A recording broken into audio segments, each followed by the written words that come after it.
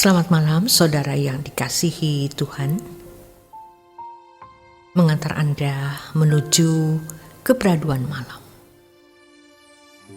Renungan malam dari Pendeta Dr. Erastus Sabdono bersama saya Yohana Ibrahim dengan tema Orang Terhormat di Kekekalan. Kalau kita teliti dan sungguh-sungguh menerima hikmat Tuhan, kita dapat mengerti bahwa doa Bapa kami membawa kehidupan kita menjadi tidak wajar di mata manusia pada umumnya. Sebab doa Bapa kami menarik kita dari dunia ini masuk ke dalam kehidupan anak-anak Allah dengan gaya hidup yang benar-benar berbeda dengan anak-anak dunia. Jadi, kalau seseorang mengucapkan kalimat-kalimat dalam doa Bapa kami, tetapi ternyata kehidupannya masih sama dengan anak-anak dunia atau manusia pada umumnya, yaitu hidup dalam kewajaran dunia, berarti ia munafik.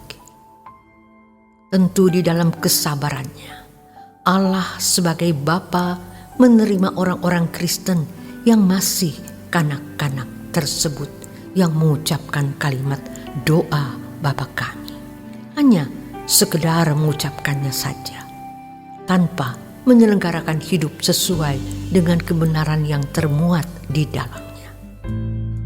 Tetapi kalau seorang Kristen sudah saatnya menjadi dewasa, maka Allah menuntut mereka untuk bukan hanya bisa mengucapkan kalimat doa Bapa kami, melainkan juga benar-benar menyelenggarakan hidup sesuai dengan kebenaran yang termuat di dalam doa Bapa kami. Mengucapkan kalimat doa Bapa kami merupakan ikrar bahwa seseorang bersedia meninggalkan dunia dengan segala kesenangannya. Sebab dengan mengucapkan doa Bapa kami, ia berhenti untuk hidup dalam kesenangannya sendiri dan hidup hanya untuk kesenangan Allah.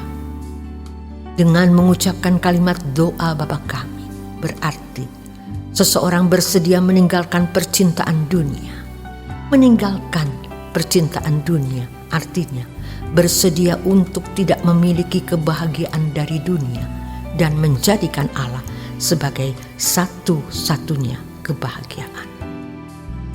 Meninggalkan dunia dengan segala kesenangannya dalam dunia yang materialistis dan egois seperti sekarang tentu bukan sesuatu yang mudah.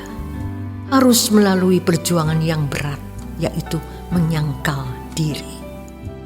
Menyangkal diri artinya membunuh naluri kemanusiaan wajar yang dimilikinya, yang telah dihidupi dan dinikmatinya selama bertahun-tahun. Inilah sebenarnya yang dimaksud dengan kehilangan nyawa. Kehilangan nyawa berarti kehilangan kesenangan hidup duniawi. Yesus berjanji, orang yang kehilangan nyawa akan memperoleh nyawa. Artinya dengan kehilangan kesenangan duniawi, maka akan memperoleh kesenangan yang baru, yaitu damai sejahtera Allah yang melampaui segala akal dan masuk menjadi anggota keluarga Allah. Meninggalkan dunia dengan segala kesenangannya bukan berarti kita menjadi malas bekerja, menjauhkan diri dari pergaulan, lalu kita hanya sibuk dengan kegiatan gereja. Kita harus memenuhi tanggung jawab hidup, yaitu memaksimalkan potensi, mengembangkan semua bakat dan bekerja keras. Tetapi semuanya kita lakukan untuk kepentingan kerajaan Allah. Seiring dengan perjalanan waktu dan bertumbuhnya kedewasaan, kita akan mengerti yang dimaksud dengan kepentingan kerajaan Allah. Orang percaya yang dewasa akan memiliki kepekaan, menemukan tempatnya dalam mengabdi kepada Allah. Disitulah seseorang menemukan bagian hidupnya untuk kepentingan kerajaan Allah. Dalam hal ini, seseorang tidak harus menjadi pendeta atau full-timer gereja. Seorang pendeta atau full-timer gereja belum tentu hidup untuk kepentingan kerajaan Allah dengan benar. Hidup untuk kepentingan kerajaan Allah ini berbicara mengenai sikap hati yang sifatnya sangat pribadi. Sebenarnya, banyak kesempatan di dalam hidup ini untuk mengabdi kepada Allah atau hidup untuk kepentingan kerajaan Allah.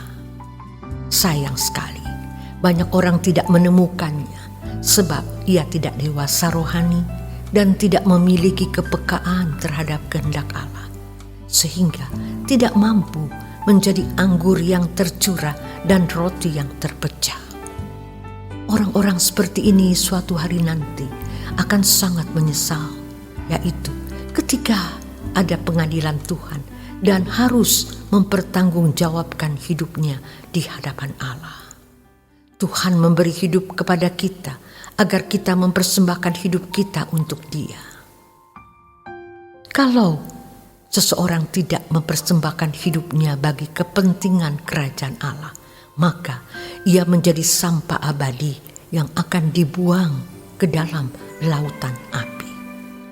Disitulah seseorang mengalami kematian kedua, yaitu terpisah dari hadirat Allah selama-lamanya.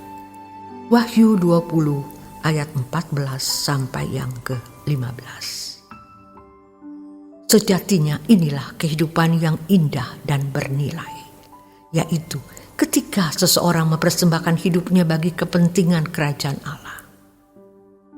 Oleh sebab itu, tidak bisa tidak, orang percaya harus mengalami kedewasaan rohani, memiliki kepekaan terhadap kehendak Allah, dan menjadi seorang yang rela seperti anggur tercurah dan roti yang terpecah.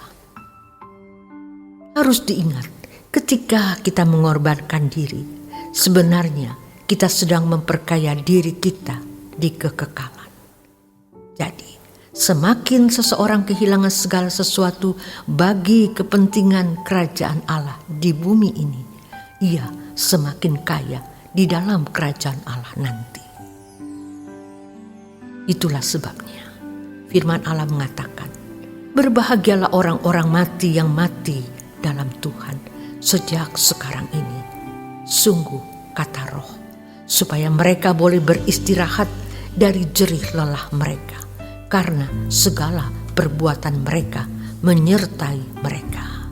Wahyu 14 ayat 13. Mati dalam Tuhan artinya orang-orang yang semasa hidupnya telah mengorbankan dirinya tanpa batas bagi kepentingan kerajaan Allah. Orang-orang inilah orang yang terhormat di kekekalan. Sesungguhnya doa Bapa kami mempersiapkan kita menjadi orang yang terhormat di kekekalan. Semakin seseorang kehilangan segala sesuatu bagi kepentingan kerajaan Allah di bumi ini, ia semakin terhormat di dalam kerajaan Allah nanti. Terima kasih untuk kebersamaan Anda di Renungan Malam. Selamat beristirahat. Tuhan Yesus memberkati.